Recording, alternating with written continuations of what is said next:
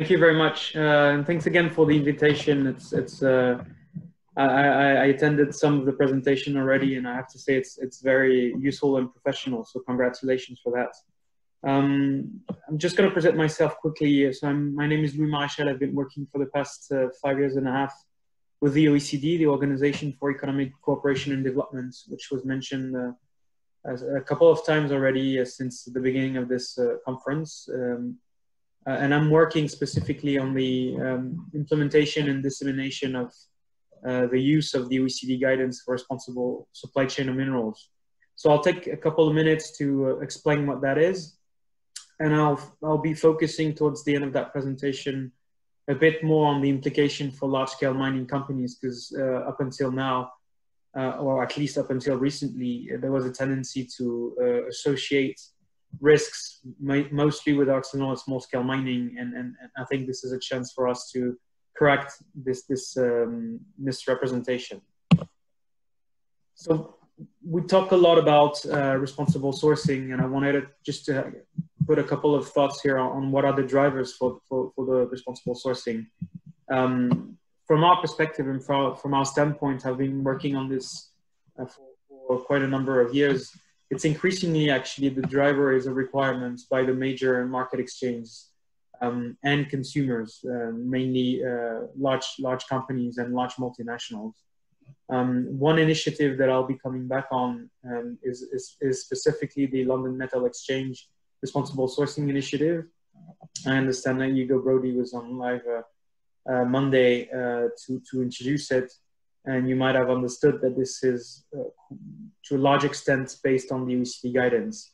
So increasingly, what is initially a voluntary standard is turning into mandatory requirements driven by market expectations. Another key driver is obviously media and reputational risks. And this can impact any stage in the supply chain, from production to refining stage up until consumption. And including now, and I think it was mentioned as well, the interest of the banking and financial and investment sector that is looking increasingly into those aspects to make their investment decision.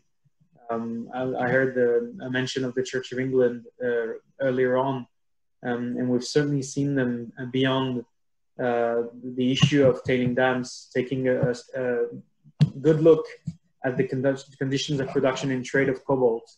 And that's something that we're quite a lot involved in.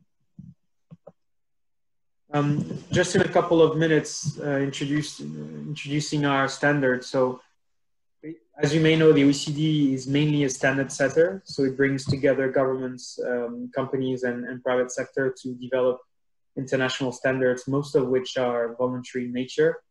It is the case for that standard that was developed through a multi-stakeholder process involving OECD member states and also member states beyond the OECD, including countries in the Central African region.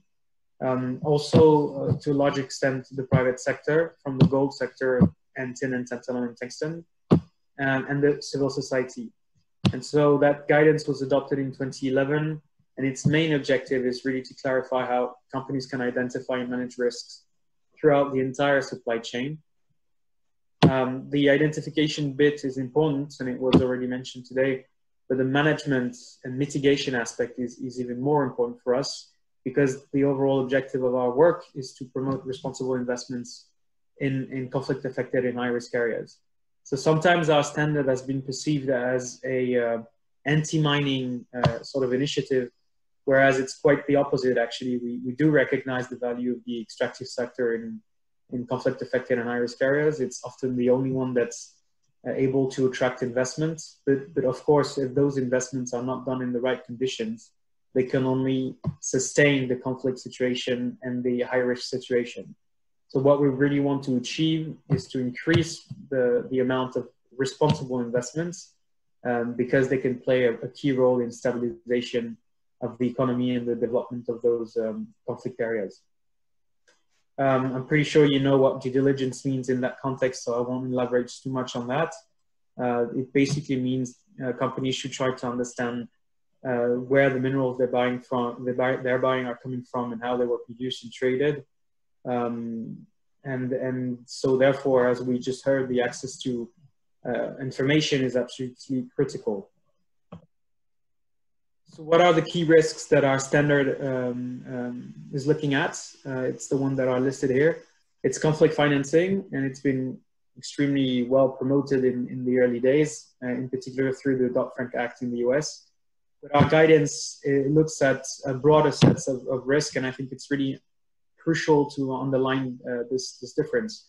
We're looking at conflict financing, yes, conflict financing of state-armed groups and non-state-armed groups, but we're also looking at the most serious forms of human rights violation and economic crimes, such as money laundering, tax evasion, and terrorist finance. So basically all the risks that you're seeing here, our guidance recommends companies should identify throughout their supply chain. You've seen this picture already. That's the now allegedly famous 5-step framework of the OECD. It's quite a logical system, to be honest. It's how can a company establish management systems that will allow it to collect information, conduct risk assessment based on those information. When risks are identified, how can this company manage and mitigate those risks? Step 4 was mentioned. It's a critical aspect of our framework. It's the one audit that the OECD standard calls for to ensure that the entire system is credible. But we only call for one audit at one critical control point in the supply chain, because the standard was not developed to support the multiplication of audits, which can be costly and time consuming for companies. And the step 5 is absolutely crucial in order to build trust in the integrity of the entire system. And to be honest, it's a step that's still quite often overlooked by companies. It's a recommendation that companies should publish as much information as they can on their efforts to implement and carry out due diligence, including information on risks that they may have spotted in their supply chain. And to be honest, companies are still not doing this, far from it. Just coming back on the uptake by political, by governments, sorry, industry and consumers, you can see there the broad support for our standard. It's the only OECD standard to have ever been mentioned in several UN Security Council resolution under Chapter 7, which is the one that is about peacekeeping, because the standard is identified as a useful contribution to peace building and the development of the economy. It's been endorsed by heads of states, by 12 heads of states in the Great Lakes region of Africa. It is now enshrined in the EU regulatory system with a regulation that's coming into force next January. I've mentioned the Dodd-Frank Act as well. But more importantly, I would say, because those standards can be turned into mandatory requirements by governments, of course, but mostly by the industry itself. And all the major gold exchanges in the world now are requiring their members to follow the OECD recommendation. It's now coming, it's the same in the 3T, it's now coming into the cobalt world, and through the LME Responsible Sourcing Initiative, we are witnessing now a very wide expansion of the implementation of the guidance into additional base metal supply chains.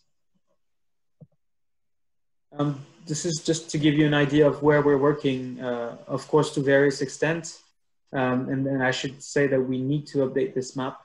But the states in red in Africa are those that have endorsed the guidance back in 2010. In the DRC and in Rwanda, it's actually part of the mining law. So companies exporting 3Ts and gold are required to undertake due diligence and report on their exercise, on their due diligence exercise. I've mentioned the EU and the US. In China, the Triple CMC, which is an industry body, has adopted due diligence guidelines that were developed based on the OECD guidance. And in terms of producing region, we're really working now, of course, in Central Africa, but increasingly in West Africa and in Latin America. And in India, we're engaged with the gold industry in the private sector to develop OECD-like guidelines as well. Of course, we're working a lot with the EU and EU member states. The European Commission is actually our main funder. Our entire implementation program is funded by voluntary contributions of member states and international organizations. So since this EU regulation that's coming into force in about 6 months, there is of course a very strong and close cooperation with the European Union. I'll be ending on this slide actually. I was alluding to the fact in my opening statement that up until recently there was a lot of focus on the risks associated to artisanal and small-scale mining, which again has been mentioned quite a lot in the past few days. Of course, this is relevant. This is true. This is accurate. It's this part of the industry, of the supply chain, that's the most informal, the most exposed to violations of human rights and abuse of force, etc., etc.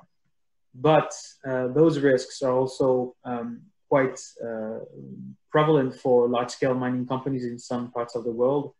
And in the context of our guidance, as I mentioned earlier on, we're also looking at serious economic crimes, so instances of corruption, for instance. Companies throughout the world also use private or public security forces to protect their mining sites. This is also covered by the OECD guidance, expecting that extractive companies abide by the voluntary principles for security and human rights. The ITI standard or norm is also referenced in our guidance. So what my point here is really to mention and raise the attention of the large-scale mining industry on the fact that increasingly, in particular, thanks to the LME Responsible Sourcing Initiative, companies further downstream, and in particular smelters and refiners, will start asking more and more questions on the conditions of production and trade, and demanding information and guarantee that those risks are identified and, if need be, mitigated. It's true that for the moment we're still seeing a sort of not reluctance, but large-scale mining companies questioning whether they should really be paying attention to the implementation of our standard. And again, I want to take this chance and this opportunity to stress how important it is that they get prepared to answer those questions. And as we're speaking, we're heavily involved with the International Copper Association and Zinc Association, Lead Association and Nickel Institutes, as well as the Cobalt Institute, to help them develop industry guidance on how to implement the OECD standard in the coming years. So this is coming quite fast.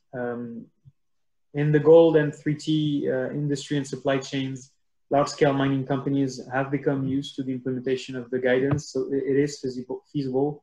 And I think, as David was alluding to on Tuesday, it is implementable, it is useful, it comes at a certain cost at the beginning, but then it also draws a lot of benefits for your company. So yeah, I think this is my last slide. Concluding remark: large-scale mining companies, please pay attention to this. It's coming. It's going to become a very important part of your business in the years to come. And I would like to offer the help of the OECD as much as possible to support companies in the implementation of that standard. Thank you again very much. Brilliant. Thank you very, very much, Louis. That's fantastic. And of course, in your imagination, you can hear the fantastic applause going on behind those microphones or those muted mics. Brilliant. Now, again, we have a whole stream of questions that are coming in and really good chatter that's going on. A question that comes in from Ivy. So she was, of course, one of the speakers earlier on this morning from Australia. And Ivy's asking, with the London Metal Exchange, so the LME, requiring the responsible sourcing from its members, are you seeing that then also applying to companies listed on AIM? So I know that you're working obviously with some of those other commodities, different institutions, for example, but are you seeing this going more into that financial world as well? So not yet. That's actually a very interesting question, because this is sort of our next ambitions for outreach is really to start talking with stock exchanges on potential requirements and conditions that they could put in place for companies willing to raise funds to go out there and explore and produce. So for the moment, no, we haven't been able to do that. We've talked also to Canada about this. Obviously, Toronto Stock Exchange is another big player in that area. I'm really interested. As it turns out, we also have a similar work stream on responsible business conduct in the financial world. Sorry. We have developed another set of guidelines on what due diligence can look like for institutional investors, for corporate lending and securities underwriting. And it is my personal wish that at some point we'll be able to open those conversations with the stock exchanges. Brilliant. And just with regards to that responsible business conduct in the financial world, what's the timeline for that? Is that already published, or is it something that's still in? Yes.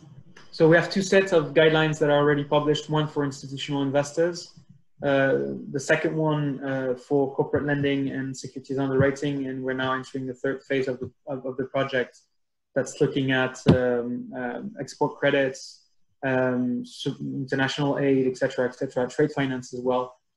It's not sector specific, but equally we've been trying to engage with a commodity trade finance world repeatedly in the past couple of years, and this third phase of the project might be looking at this subsector at some point, which is obviously crucial for the mining and metal industry. Great, thank you. And one available on our website.